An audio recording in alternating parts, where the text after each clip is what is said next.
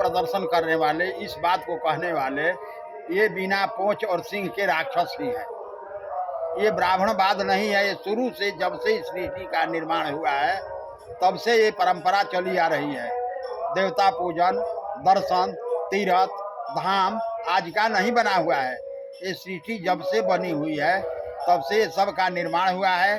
और यहाँ जा कर के हम लोगों के अंदर जितने मैल है उसको हम धोते हैं। अच्छा, कुछ लोग कह रहे हैं कि ये सब जो है ब्राह्मणवाद हो रहा है और मनु जी ने ही समाज में अलग अलग तरह की बातें कही है। तो क्या ब्राह्मण तो सबका काम करने वाला है, ब्राह्मण तो सबके बारे में सोचता है?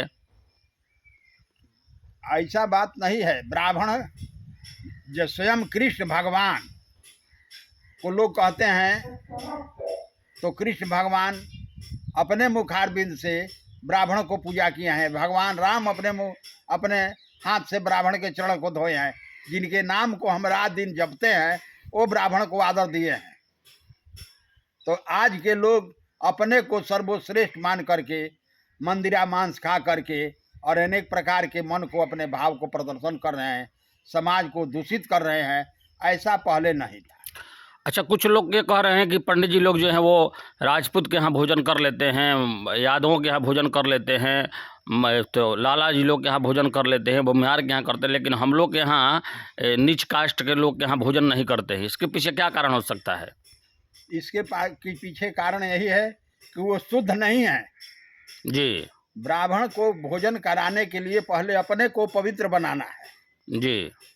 यदि आप पवित्रता के साथ हैं तो भगवान स्वयं सेवरी के यहाँ भोजन किए जी। तो ब्राह्मण भोजन नहीं करेंगे जी।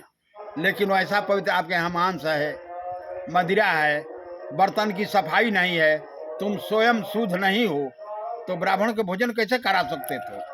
अगर वो भी लोग शुद्ध हो जाएं, पवित्र हो जाएं, तो भोजन करने में कोई दिक्कत नहीं है। तो यदि वो उस तरह से हैं शुद्ध तो उसमें भोजन करने में कोई दिक्कत नहीं। जी, लेकिन ये लोग अपवाद फैला रहे हैं दुनिया में कि ब्राह्मण जो है इन लोग के यहाँ, हम लोग के यहाँ भोजन नहीं करते, खाली दक्षिणा लेते हैं। ये सब गलत बातें हैं। ये सब गलत बात है। ये इन लोगों की मन की भाव है। जी।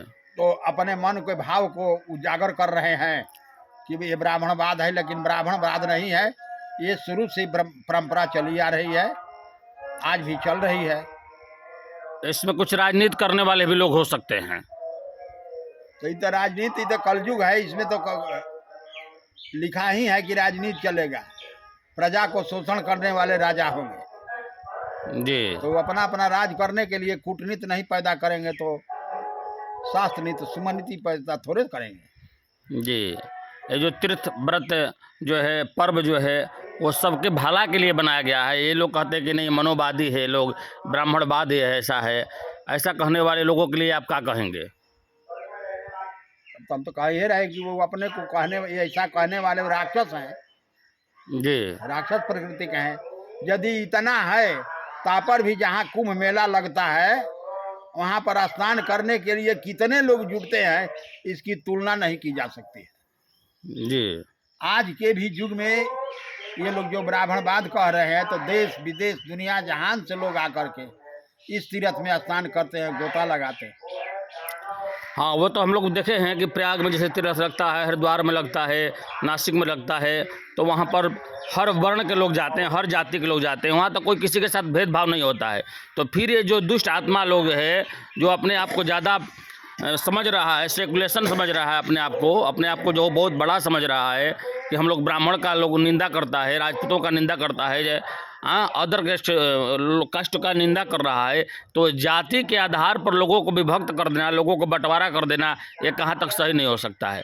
ब्राह्मण सदैव समाज का भलाई के बारे में सोचता है, और ब्राह्मण ये नहीं कहता है कि आप हमारी ही पूजा करो। ब्राह्मण भी तो भगवान का ही पूजा करने का संदेश देता है, ईश्वर का ही संदेश देता है। अभी कुछ लोग कह रहे हैं कि हम लोग राक्षस वंश के हैं। वो लोग जो इस तरह का बात कह रहे हैं, वो लोग अपने आप को ये भी कह रहे हैं कि हम लोग राक्षस वंश के हैं। तो राक्षस भी तो सदैव जो है संतों का और अपने से देवताओं का पूजा किया है। हम तो उनको राक्षस भी नहीं कह सकते हैं। जो जिसका कर्म है, जो जैसा मनोवृत्ति में पाला है वैसा करेगा। कहने उपदेश देने से पहले भी उपदेश दिया जाता था